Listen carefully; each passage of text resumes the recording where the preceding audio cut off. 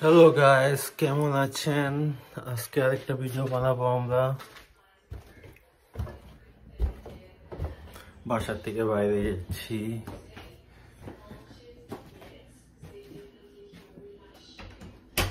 বাইরে ভালোই রোদ, চলেন যাওয়া যাক বাইরে।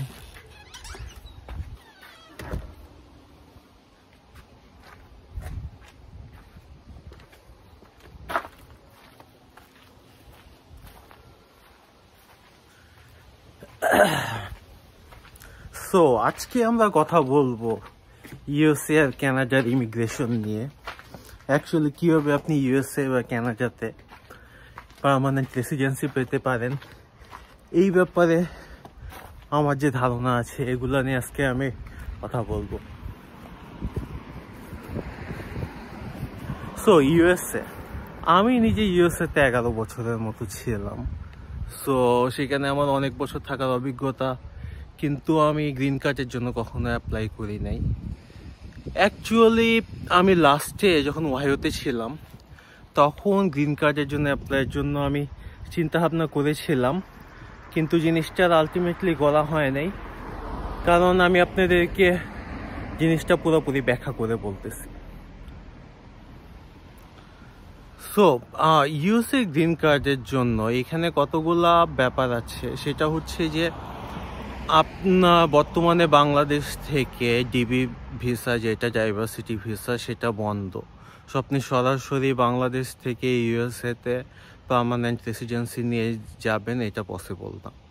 এটা অনেক বছর ধরে বন্ধ এবং ফিউচারে কখনো এটা চালু হবে এটার কোনো সম্ভাবনা নাই। যে যাই বলুক ওটা বিশ্বাস করবেন না, ডিবি ভিসা চালু হচ্ছে না।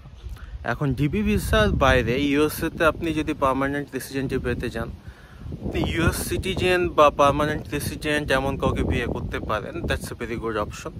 এই অপশনটা যদি আপনার জন্য কার্যকর না হয় তাহলে এখানে আরও কিছু অপশন আছে। একটা অপশন হচ্ছে যে আপনি এমন একটা কোম্পানিতে কাজ করবেন যারা আপনাকে স্পন্সর করবে পার্মানেন্ট রেসিডেন্সির জন্য, বাট এইটা অনেক ডিফিকাল্ট একটা ওয়ে। আপনি যদি ইউএসএতে H1B ভিসায় কোনো কোম্পানির স্পন্সরশিপে যেতে পারেন তাহলেই শুধু এটা একটা পসিবিলিটি। এছাড়া এইটার পসিবিলিটি আসলে খুব কম। আমি নিজে ইউএসএতে আন্ডারগ্রেড করেছিলাম। আন্ডারগ্রেড করার পর আমি পিএইচডিতে চলে যাই। যেহেতু আমার পিএইচডি শেষ হয়নি, কিন্তু তারপর আমি পিএইচডি প্রোগ্রামে চলে যাই, সেই জন্য কোনো কোম্পানির জন্য আমার জব করা হয় নাই। ওই অ্যাভিনিউটা আমি কখনো যাচাই করে দেখতে পারি নাই। বাট অনেকেই বিভিন্ন কোম্পানিতে জব করার সময় তাদের স্পন্সর করে ওখান থেকে পার্মানেন্ট রেসিডেন্ট হয়ে যায়। এছাড়া আপনি নিজে নিজে সেলফ পিটিশন দাখিল করে পার্মানেন্ট রেসিডেন্সির জন্য অ্যাপ্লাই করতে পারবেন, যেটা খুবই পপুলার একটা ওয়ে। এটার নাম হচ্ছে NIW, ন্যাশনাল ইন্টারেস্ট ওয়েভারের আন্ডারে আপনি সেলফ পিটিশন করে পার্মানেন্ট রেসিডেন্সির জন্য অ্যাপ্লাই করতে পারেন। এখন নর্মালি এটার জন্য আপনাকে পিটিশনে দেখাতে হবে যে আপনি এমন একটা কাজ করছেন যেটা ইউএসএর ইন্টারেস্টের জন্য খুবই ইম্পর্টেন্ট। নর্মালি এইটা যারা বিভিন্ন রিসার্চ করে, অনেক পাবলিকেশন আছে, তারা এই অ্যাভিনিউটা ইউজ করে। আমার কিছু বন্ধুও আছে যারা পিএইচডি করার সময় অ্যাপ্লাই করে এইটার আন্ডারে পার্মানেন্ট রেসিডেন্সি গ্রিন কার্ড পেয়ে গিয়েছে।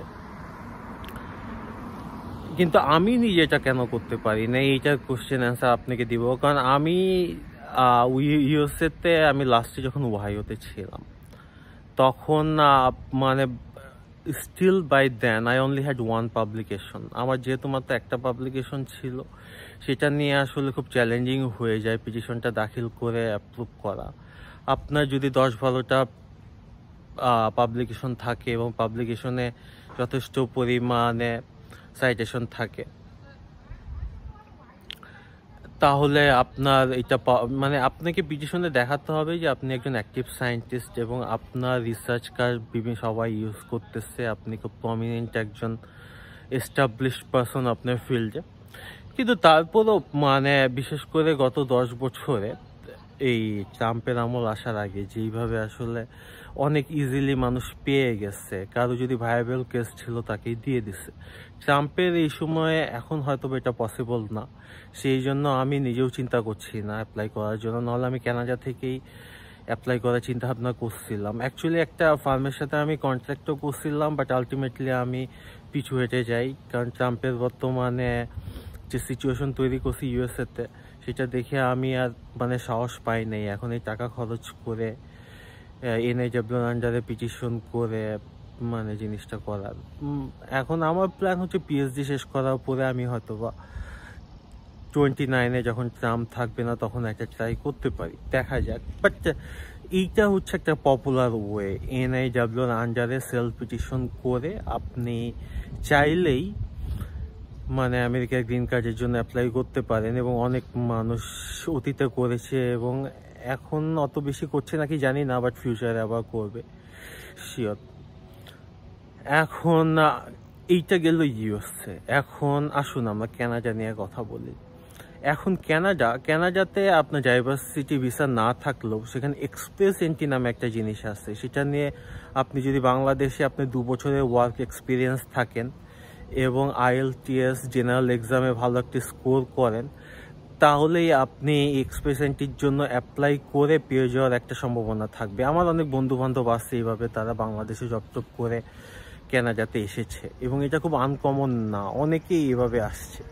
এই সুযোগটা কিন্তু ইউএসএতে নেই, এবং এই সুযোগটা ইউএসএতে নেই দেখি কানাডাতে এই সাউথ এশিয়ান পপুলেশনের এত ডেন্সিটি, কারণ এত মানুষ আসতে পারছে।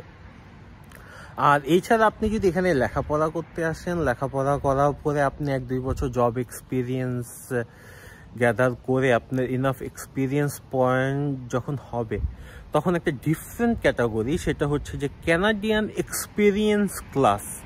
কানাডিয়ান এক্সপিরিয়েন্স ক্লাসের আন্ডারে আপনি চাইলে কানাডিয়ান গ্রিন কার্ডের জন্য অ্যাপ্লাই করতে পারেন। সেটা হচ্ছে আপনি যদি কানাডাতে থেকে থাকেন এবং অনেক বছর লেখাপড়া করে এখান থেকে গ্র্যাজুয়েশন করে থাকেন, সেই ক্ষেত্রে এটা আপনার জন্য একটা অপশন।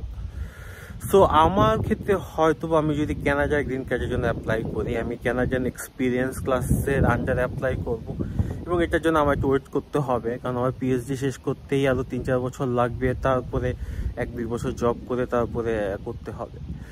সো আমি আপনাদের সামনে সব ধরনের অপশনগুলো তুলে ধরলাম ইউএসএ এবং কানাডার গ্রিন কার্ডে অ্যাপ্লাই করার জন্য। সো আপনারা হয়তো, আমি আশা করি এই ভিডিওটা আপনাদের জন্য হেল্পফুল হবে। সো কোনো যদি কোশ্চেন থাকে তাহলে প্লিজ কমেন্টে আমাকে জানাবেন, আমি এর অ্যান্সার দেব। আশা করি এই ইনফরমেশনগুলো আপনাদের জন্য উপকারী হবে, এবং ফিউচারে এরকম ইউজফুল ভিডিও আমি আরও বানানোর চেষ্টা করব। ভালো থাকবেন।